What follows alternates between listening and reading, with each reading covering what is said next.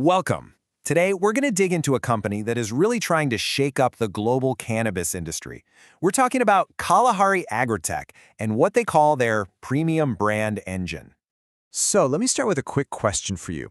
When you think about the cannabis market today, your mind probably jumps to all the high-tech stuff, right? Vape pens, super potent extracts, edibles dosed down to the milligram. But which one of those product types do you think actually dominates the global market? Well, the answer, it's probably not what you think. And there you have it, flower. I mean, it is not even close. For all the incredible innovation we've seen, good old-fashioned flower still makes up a jaw-dropping 95% of all global cannabis sales and exports. Now, what's so fascinating about this is what it tells us. It reveals this massive, and I mean massive, opportunity that a lot of producers have kind of been sleeping on while they focus on extraction.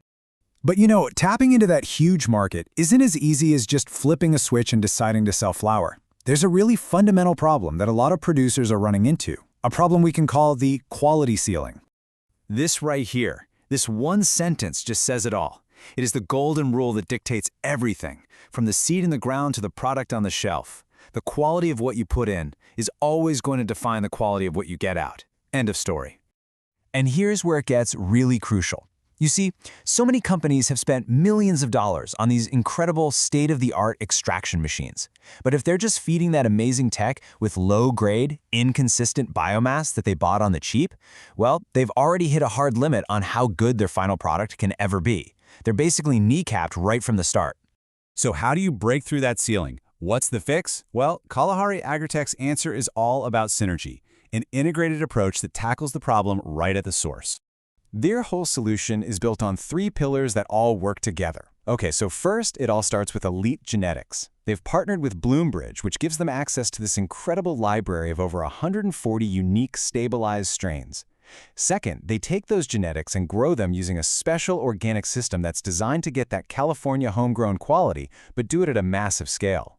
And then finally, that amazing flower gets processed using patented, totally chemical-free extraction methods from the pioneers over at Trichome Technologies.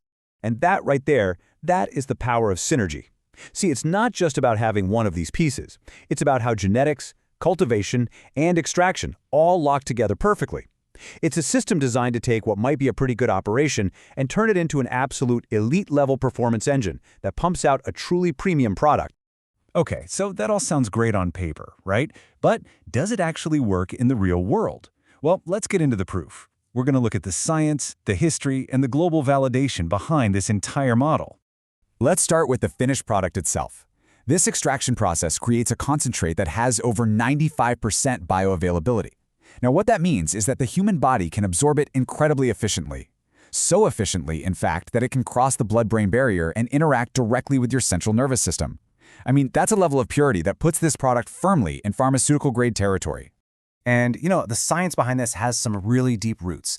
One of the key pioneers on the team, a guy named Morrow, actually worked with the legendary chemist Dr. Alexander Sasha Shulgin. Their group was the first one ever to isolate cannabis terpenes. Those are the compounds that give cannabis its unique smells, flavors, and effects. So yeah, this isn't just some new idea. It's really the culmination of decades of groundbreaking work. But does this system work when it has to deal with real-world rules and regulations? Well, the proof is right there in their global footprint. This model has been battle-tested and validated in some of the strictest markets you can find anywhere on the planet. Just look at their operations in Botswana, where they pioneered pharma-grade cultivation for the African market, or their work supplying the UK's medical cannabis program. In both places, their operations have to meet and consistently do meet the incredibly stringent EU-GMP. That's good manufacturing practice standards.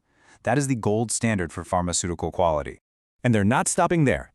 Their global reach keeps expanding, with operations now being set up in Thailand. And this isn't just about planting flags on a map. It's a really smart strategic move to build a cultivation hub in Asia that can supply the incredibly demanding European market. The fact that they can adapt and succeed in all these different regulatory environments, it just proves how solid the whole system really is. Okay, so we've looked at the problem, the solution, and the proof. But what's the bottom line? What does all of this mean for a business?